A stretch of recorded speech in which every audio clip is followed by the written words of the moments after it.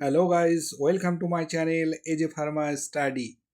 আজকে আমরা আবার একটা নতুন সেশনস নিয়ে তোমাদের সামনে চলে এসেছি। তো আজকে আমরা বিশদভাবে আলোচনা করব ফার্মাসিউটিক্যাল কেমিস্ট্রির ডি ফার্মেসির সেকেন্ড ইয়ারের জন্য অ্যানাস্থেটিক চ্যাপ্টার যে একটা ড্রাগ আছে কেটামিন হাইড্রোক্লোরাইড। এটা একটা অ্যানাস্থেটিক হিসাবে ইউজ করে থাকি। তো এই ড্রাগের সমস্ত ডিটেলস আজকে আলোচনা করব। যারা সামনে ফাইনাল পরীক্ষার জন্য প্রস্তুতি নিচ্ছ তাদের জন্য কিন্তু খুব একটা ইম্পর্টেন্ট সেশনস। আর এই সেশনসটা তোমরা শেষ অবধি দেখতে থাকো। আমি আশা করছি তোমাদের সমস্ত ডাউট এবং ক্রিস্টাল ক্লিয়ার একটা কনসেপ্ট পাবে এবং খুবই সহজে জিনিসগুলো তোমরা বুঝতে পারবে। তা প্রথমে দেখো, একটা হচ্ছে কি, এই যে কেটামিন হাইড্রোক্লোরাইড, একটা হচ্ছে অ্যানাস্থেটিক্স, যেটা আমরা ক্লাসিফিকেশান করেছিলাম আগের সেশনে, দেখেছিলাম যে অ্যানাস্থেটিক্সের লোকাল অ্যান্ড জেনারেল অ্যানাস্থেটিক্স হয়। তো তার মধ্যে এটা হচ্ছে কি জেনারেল অ্যানাস্থেটিক্স এবং এটা ইন্ডাকশন এজেন্ট এবং লো ডোজে এর অ্যানালজেসিক অ্যাক্টিভিটি তুমি দেখতে পাবে এবং এটা একটা খুবই একটা সেফ অ্যানাস্থেসিয়া। ঠিক আছে, তো এর যে কেমিক্যাল নেম, এবার কেমিক্যাল নেমটা হচ্ছে two two chlorophenyl two methyl amino cyclohexanone. এবার নর্মালি তোমরা এখানে কেটামিন হাইড্রোক্লোরাইডের স্ট্রাকচার দেখতে পাচ্ছ স্ক্রিনে। এবার আমি তোমাদেরকে ফুল ডিটেলসে এর নাম্বারিং করে কিভাবে এই নোমেনক্লেচারটা হলো আমি একটু তোমাদের বলে দিই, তোমাদের কনসেপ্টটা ক্লিয়ার করে দেবো। তো এইখানে দেখো স্ট্রাকচারটা আমরা দেখতে পাচ্ছি উইথ নাম্বারিং করে আমি সমস্ত ডিটেলসটা তুলে ধরেছি। তো প্রথমেই দেখো একটা সাইক্লোহেক্সেন রিং আছে। এই সাইক্লোহেক্সেন রিংয়ের দেখো 1 2 3 4 5 6 করে নাম্বারিং করা আছে এবং সাইক্লোহেক্সেন রিংয়ের 2 নম্বর পজিশনে দেখো একটা ক্লোরোবেঞ্জিন বা ফিনাইল, যেহেতু বেঞ্জিনের রিং সেটাকে আমরা বলছি কি ক্লোরিন অ্যাটাচ আছে, তো সেই জন্য বলছি ক্লোরোফিনাইল গ্রুপ উপরে অ্যাটাচ আছে দেখো।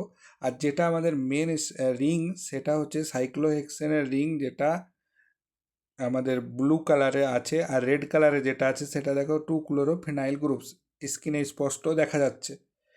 আর 2 নম্বর পজিশনে আর একটা মিথাইল অ্যামাইনো গ্রুপ আছে, স্ক্রিনে দেখো লেখা আছে। তাহলে 2 নম্বর এই যে সাইক্লোহেক্সেন রিং, সেখানে 2 নম্বর পজিশনে আমার আছে একটা ক্লোরোফিনাইল গ্রুপ আর একটা হচ্ছে মিথাইল অ্যামাইনো গ্রুপ।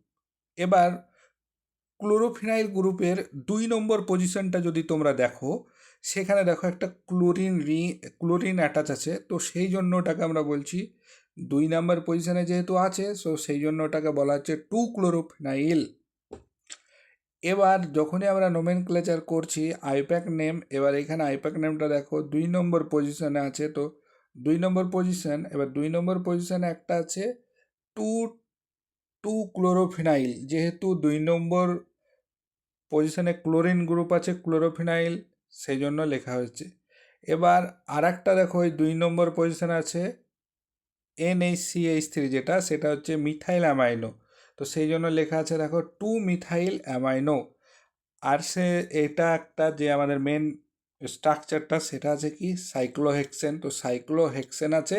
আর 1 নম্বর পজিশনে দেখো একটা ডাবল বন্ড, সেহেতু আমরা যেহেতু কিটো গ্রুপ অ্যাটাচ আছে, তো সেই জন্য এখানে আমরা হয়ে যাবে কি অন ওন।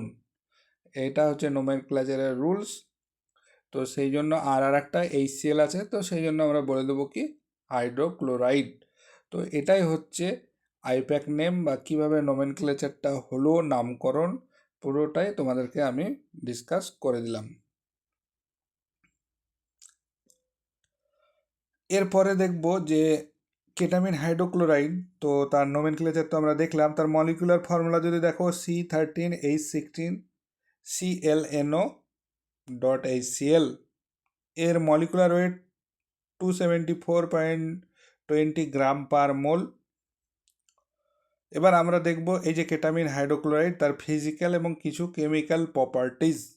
তো ফিজিক্যাল প্রপার্টিজ যে এটা দেখতে কেমন হবে, তো হোয়াইট বা অফ হোয়াইট ক্রিস্টাল ফর্মে থাকে, সেই জন্য লেখা আছে দেখো ক্রিস্টালাইন পাউডার। অর্ডার, অর্ডার হচ্ছে কি অর্ডারলেস, এর কোনো অর্ডার নেই, মানে স্মেল বা গন্ধ যদি বলো সেটা নেই। এর সলিবিলিটি এবার দেখব, এটা ফ্রিলি সলিউবেল ইন ওয়াটারে সম্পূর্ণরূপে সলিউবেল হয়ে যায়, মানে দ্রবীভূত হয়ে পড়ে। আর হচ্ছে সলিউবেল ইন অ্যালকোহলেও এটা হচ্ছে সলিউবেল। এর মেল্টিং পয়েন্ট 234 ডিগ্রি সেন্টিগ্রেড টেম্পারেচারে এটা কি হয়, মেল্টিং হতে শুরু করে দেয়। আর যদি এর পিএইচ দেখো তাহলে 3.5 থেকে 5.5। আর স্টেবিলিটির কথা যদি বলি তাহলে এটাকে কি করতে হবে, এটা হচ্ছে হাইগ্রোস্কোপিক নেচার। হাইগ্রোস্কোপিক কথার হতো এটা হচ্ছে ময়েশ্চার অ্যাবজর্ব করতে শুরু করে দেয় যদি তুমি খোলা রেখে দাও, তো সেই জন্য এটা বলা হচ্ছে হাইগ্রোস্কোপিক ইন নেচার।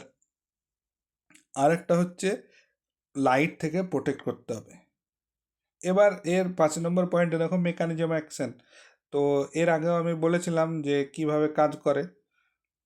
এটা হচ্ছে আমার কি জেনারেল অ্যানাস্থেটিক্স। তো এখানে দেখো যে কেটামিন হাইড্রোক্লোরাইড কি করছে, আমাদের যে এনএমডিএ রিসেপ্টর থাকে, তো সেই এনএমডিএ রিসেপ্টরটাকে ইনহিবিট করে দেয়। কারণ এনএমডিএ হচ্ছে on time of glutamate receptor.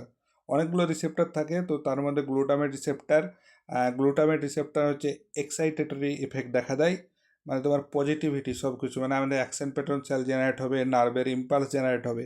আর গাবা হচ্ছে ইনহিবিটরি, সবসময় ব্লক করে দেয়, সিএনএসকে ডিপ্রেশন করে দেয়, মানে ব্রেনেরকে ওর যে ফাংশন সেগুলোকে কমিয়ে দেবে।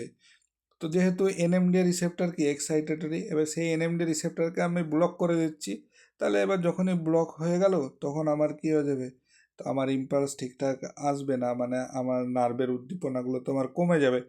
তো এইভাবে সে অ্যানাস্থেটিক এফেক্ট দেখা দেবে। এবার এর ইউজেস যদি দেখো তাহলে আমরা জেনারেল অ্যানাস্থেটিক রূপে ইউজ করে থাকি, আবার কোনো কোনো ক্ষেত্রে যেমন সার্জারি ক্ষেত্রে ইউজ করে থাকি, শর্ট সার্জিক্যাল প্রসিডিওরের ক্ষেত্রে ইউজ করে থাকি। তো অনেকগুলো এখানে রিলেটেড দেওয়া আছে কোন কোন কেসেসে, এগুলো দেখবে। এবার দেখব এর স্টোরেজ কন্ডিশন। 8 নম্বর পয়েন্টটা দেখো, এর স্টোরেজ কন্ডিশন। একে 25 ডিগ্রি সেন্টিগ্রেডের নিচে সবসময় স্টোরেজ করতে হবে। এর বেশি টেম্পারেচারে যদি স্টোরেজ করে থাকো তাহলে সেটা কিন্তু নষ্ট হয়ে যেতে পারে। প্রোটেক্ট ফ্রম লাইট, কারণ এটা খুবই কি ফটোসেন্সিটিভ, আলোর সংস্পর্শে এলেই রিয়াকশান শুরু করে দেবে, তো সেই জন্য লাইট থেকে এদেরকে রক্ষা করতে হবে। প্রোটেক্ট ফ্রম ময়েশ্চার কন্টেন্ট হয়ে যাবে, তো সেই জন্য সবসময় ঢেকে রাখতে হবে, এবং ওয়েল টাইট ক্লোজড কন্টেনারে সেই জন্য একে রাখতে হবে।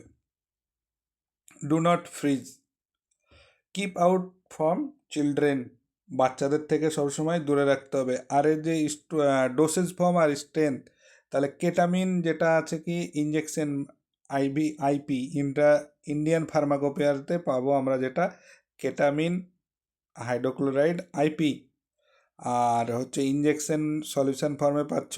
আর 50 mg/ml আর 500 mg/ml এর ডোসেজ লেখা আছে স্ট্রেংথ, এই স্ট্রেংথে আমরা পেয়ে থাকি। এবার দেখবো ওর কিছু পপুলার ব্র্যান্ড, তাহলে কেটাম্যাক্স, কেটালার, কেটমিন, কেটাম, ক্যালপসি, কেটামল ভেটেনারির ক্ষেত্রে ইউজ করা থাকে। তো এইগুলো হচ্ছে এর পপুলার ব্র্যান্ড নেম। তাহলে এটা হচ্ছে একটা এসেন্সিয়াল অ্যানাস্থেটিক্স উইথ পাওয়ারফুল অ্যানালজেসিয়া, ঠিক আছে। এবার এর অ্যাডভার্স এফেক্ট যদি দেখো তাহলে কি হ্যালুসিনেশন, স্যালিভেশন, ব্লাড প্রেশার ইনক্রিজ হয়ে যায়, হার্ট রেট বেড়ে যায়, নিস্ট্যাগমাস, এগুলো হচ্ছে এর অ্যাডভার্স ইফেক্ট। আর কিছু কন্ট্রাইন্ডিকেশন আছে, হাইপার সেন্সিটিভিটি হচ্ছে কেটামিনের, ইসচেমিক হার্ট ডিজিজের ক্ষেত্রে তোমার যদি দাও তাহলে প্রবলেম হবে। তো এগুলো হচ্ছে ওর কন্ট্রা ইন্ডিকেশন। তো আজকের জন্য এই সেশনসটা এইটুকুই। নিশ্চয়ই তোমরা সম্পূর্ণ ডিটেলস পেলে, আর আমি আশা করছি এই সেশন থেকে তোমরা কেটামিন রিলেটেড যত ডিটেলস সব কিছু পেয়ে গেলে তোমাদের আশা করছি কোনো আর ডাউট থাকবে না এই টপিকটাতে থেকে। আর যদি ডাউট হয় তোমরা আমাকে কমেন্ট করো, আর আমার চ্যানেলটাকে যদি ভালো লাগে তোমরা এই লেকচারটা থেকে যদি উপকৃত হয় তাহলে চ্যানেলটাকে বেশি বেশি শেয়ার করো, আর ভুল হয়ে থাকলে ক্ষমা প্রার্থী। আজকের জন্য এইটুকুই, থ্যাংক ইউ।